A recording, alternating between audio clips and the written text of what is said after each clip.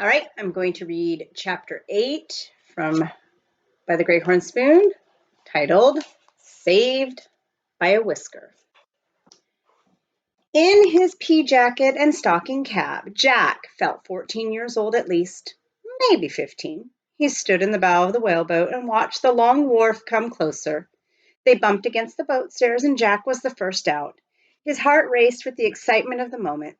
They had arrived, and he was ready to start digging. "Not so fast, Master Jack," said Praiseworthy. "Don't forget your pick and shovel." "And don't start digging up the streets," laughed Mountain Jim. "Folks might not appreciate it." A hilltop telegraph had signaled the arrival of a side-wheeler, and now it seemed as if all of San Francisco had turned out. The wharf was alive with men, women, and children, not to mention dogs, mules, and chickens. Seagulls flocked in the air like confetti. Weighted down with their belongings, Praiseworthy and Jack started along the wharf. There were barrels and boxes piled everywhere. Peddlers and hawkers and hotel runners mixed through the crowd and shouted at the newcomers. "Welcome, boys! Welcome to the fastest growing city in the world! Flannel shirts for sale, red flannel shirts, gents. They don't show the dirt. Try the Niantic Hotel, the cleanest beds in town. Horn spoons, you'll need 'em at the dig-ins, carved from genuine ox horn. Stay at the Parker House, none better." The wharf seemed a mile long and the noisiest place on earth. Jack was dazzled by what he saw. Tattooed islanders and East Indian sailors and silent Chinese with pigtails dangling behind them like black chains. There were Mexicans moving about to the jingle of their heavy silver spurs, and Chileans in long serapes. There were mule skinners and businessmen, and there were miners in jack boots and red flannel shirts with the mud of the diggings still in their beards. The city rang to the sound of hammers, buildings were going up everywhere, and a sand dredger was pounding the air. Men stood in the doorways of the shops, ringing handbells. "Auction! Auction going on! Fresh eggs just arrived from Panama. Step inside, gents, to roots and chewing tobacco. Onions at auction, 50 bushels, just came in from the Sandwich Islands. Also calomel pills, castor oil, and carpet tacks." Jack gazed about at this street of wonders. There was a smell of mutton from the chop houses and a sizzle of hot grease from the oyster shops. Suddenly Mountain Jim stopped short. "Billy be hanged," he said, lifting his nose in the air. "Ah, smell that?" Praiseworthy nodded. "It's strong enough to knock a man down. Makes your mouth water, don't it?" "Not exactly," said Jack, trying not to breathe. "It's bear meat. Real California home cooking. Good luck in the diggings, boys. I'm gonna follow my nose." Ugh. Following up the scent like a bloodhound, Mountain Jim crossed the street and turned into a restaurant. Before long, Mr. Azaria Jones dropped away, unable to resist the lure of the auction shops another moment. Praiseworthy and Jack continued along the boardwalk, which was hammered together mostly out of barrel staves, and reached the United States Hotel. Captain Swain had recommended it. "A fine room, if you please," Praiseworthy said to the hotel clerk, "and I think a tub bath would be in order." "Very good, sir," replied the clerk. He was a bald-headed man with thin strands of hair combed sideways from ear to ear. "That'll be $10 extra." "Each." "What's that?" scowled Praiseworthy. "We don't want to bathe in champagne. Water will do just fine, sir." "Champagne be almost cheaper, gents. Water's $1 a bucket, unless you want to wait until next November. Prices come down when it rains." "We'll wait," said Praiseworthy with decision. In this part of the world, he thought, a man had to strike it rich just to keep his neck clean. He signed the register, and Jack gazed at a bearded miner pacing back and forth across the lobby floor. He wore a floppy hat, and chestnut hair tumbled out on all sides like mattress stuffing coming loose. He kept glancing at the loud wall clock as if every advancing second might be his last. Jack couldn't take his eyes off the man. Tucked in his wide leather belt were a revolver, a horn spoon, and a soft buckskin bag. Gold dust, Jack thought. He must have just got in from the mines. "Ruination!" the miner began to mutter. Ruination. Praiseworthy blotted the register. How, he asked the clerk, does one get to the mines?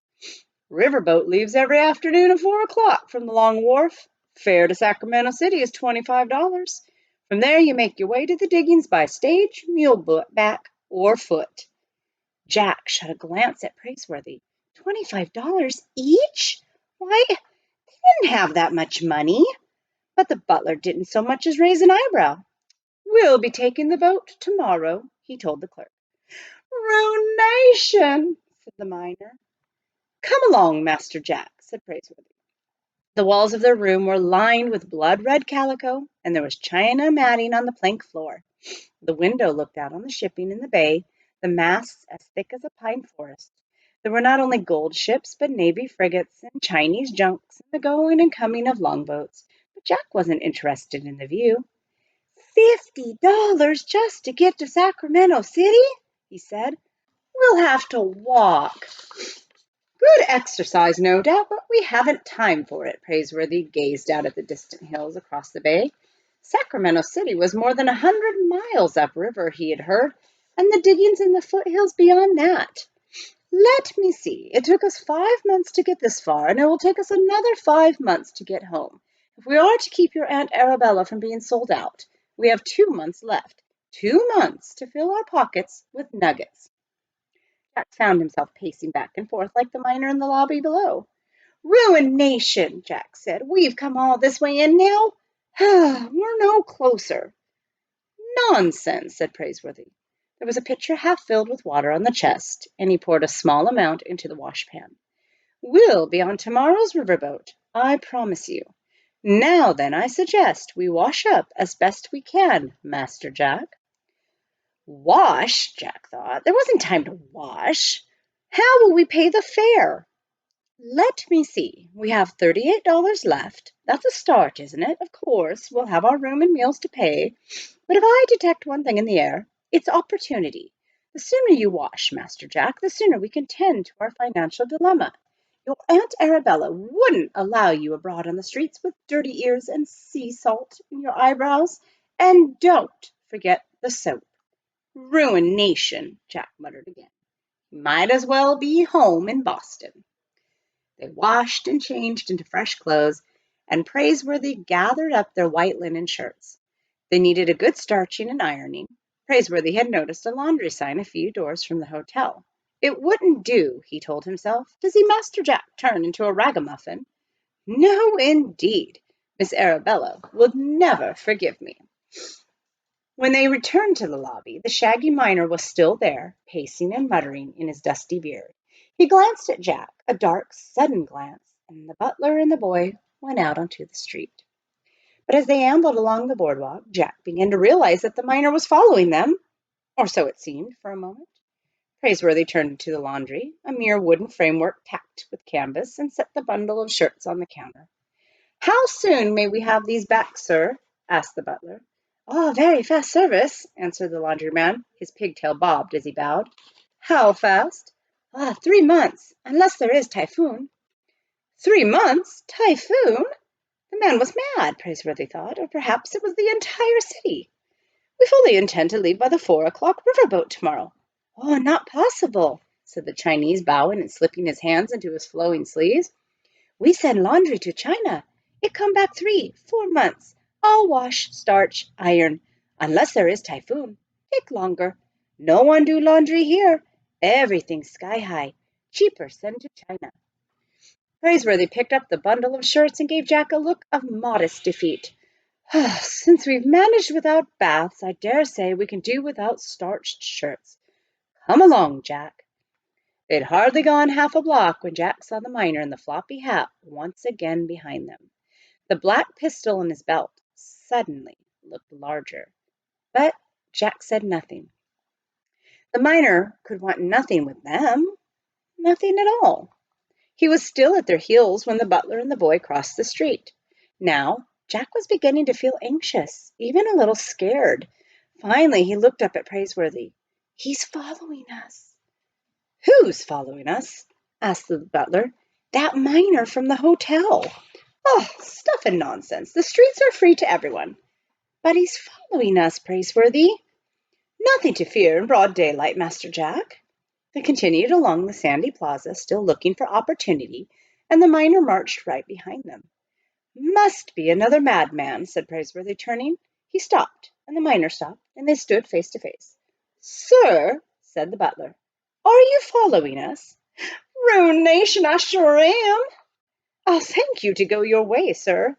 No offense, gents, the miner said. Been on the verge of breaking in on your conversation, but it didn't seem courteous. It was hard to see his mouth for the fullness of his beard. They call me Quartz Jackson, and I just come in from the diggings. My fiancé is due in on the stage any minute, coming up from the capital at Monterey. We ain't never met, but we read a lot of letters, and that's just it. And that's just what, said Praiseworthy. We're supposed to be getting married. But, ruination, when she takes one look at me, she's gonna think I'm part grizzly bear. He whipped off his floppy hat, and his dusty hair fell out on all sides. She'll get right back on that stage for Monterey. But shucks, I ain't such a bad-looking gent. Leastways, I wasn't when I went to the diggings. I'm just a mite growed over, you might say. Well, I've been tramping every street in town looking for a barber, but they all lit out for the mines. Don't seem to be anyone left here but the Cheap Johns. Cheap Johns, said Praiseworthy. Auctioneers. Anyway, that's why I couldn't help staring at the lad here. Me, said Jack. Why, that yeller hair of yours looks fresh from the barber shop, all cut and trimmed. I figured you must have flushed out a barber. Maybe you do old Quartz Jackson the favor of leading me to him. If Jack had feared the miner for a moment, he couldn't help smiling at him now. He liked the man. No, sir, he said, I haven't been to a barber, unless you mean Praiseworthy. Praiseworthy?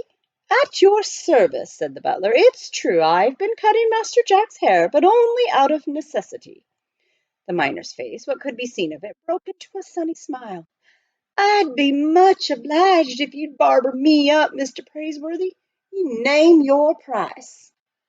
But I'm not a barber, sir. I'm a butler. A what? I couldn't accept any money for merely.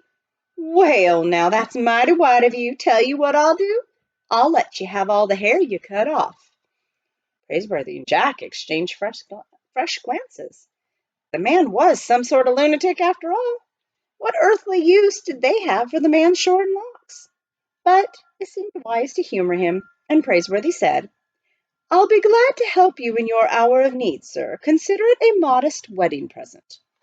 20 minutes later, the miner was seated on a nail keg in a corner of the hotel porch, and Praiseworthy was snipping away with the shears. Quartz Jackson insisted that every lock be caught as it fell. Jack was kept busy holding a washpan under Praiseworthy's busy scissors. It worried him that time was wasting and they were yet to make their boat fare. But he knew it would have been impossible for Praiseworthy to turn his back on a gentleman in distress, even a peculiar miner like Mr. Quartz Jackson. My, ain't the town growed, though, said the miner. Must be all 4,000 or 5,000 folks in the place. You gents figuring on going to the diggings? We do indeed, said Praiseworthy. I come from Hangtown. The boys have been locating a good lot of color up that way. Color? The yeller stuff. Gold. If you get up to Hangtown way, tell 'em you're a friend of Quartz Jackson. Tell 'em I'll be coming home with my bride in a couple of weeks. Sure is nice of you to shear me this way. Would you mind trimming the beard while you're at it? Always itching, and I can hardly find my mouth to spit with. Jack, young Jack, a bit of sideburn is getting away in the breeze. Wouldn't want you to lose any. Yes, sir, said Jack, catching the lock of hair. Quartz Jackson's face began to appear, snip by snip, like a statue being chipped out of stone. When Praiseworthy had finished, the miner turned to look at himself in the hotel window pane, and he almost jumped out of his jack boots. By the great horn spoon, he said, is that me? Quartz Jackson was obviously pleased. Why, I forgot I was so young. Quartz Jackson was a fine-looking gent at that, Jack thought. He had good teeth and an easy smile, Except for his revolver, his horn spoon, and his red flannel shirt, he hardly seemed the same man. But what did he expect them to do with the hair cuttings? Stuff a mattress? Your fiancé will be very pleased, smiled Praiseworthy. Our congratulations on your forthcoming marriage, sir. Much obliged, Praiseworthy. You saved me from certain ruination. The least I can do is learn you how to work a gold pan. Water boy, you there, fetch us a bucket of dew over the here. The miner paid for the water by taking a pinch of fine gold dust from his buckskin pouch. Jack was eager to get the hang of mining, and Quartz Jackson, peculiar or not, was clearly an expert. Give me the washpan, Jack, young Jack. Jack handed over the tin pan, piled high with chestnut whiskers and trimmings. The miner wet them down with fresh water and began to swish the pan around. Gold's heavy, he explained. Nothing heavier. Even the yeller dust sinks to the bottom if you keep working the pan, like this. Then he handed the washpan to Jack and taught him the motion. The water turned brown from the dirt and mud that had gathered in Quartz Jackson's whiskers and hair. Finally, he poured off everything but a thin residue at the bottom of the pan. Jack's eyes opened like blossoms. Gold dust. Why, look there, the miner roared with laughter, and the boy's panned himself some color. I figured I scratched enough pay dirt into my beard to assay out about $14 an ounce. Since I give you the whiskers and all, the gold is yours. Jack had never known a more exciting moment in his life. The grains of dust sparkled like yellow fire, and there was even a flake or two. Half an hour later, while Quartz Jackson was having a $10 tub bath, Praiseworthy and Jack were plucking opportunity from the air. They put up a sign that said, "Free haircuts, minors only." So, I think Praiseworthy and Jack have figured out how they're going to earn their money to get themselves to the gold fields.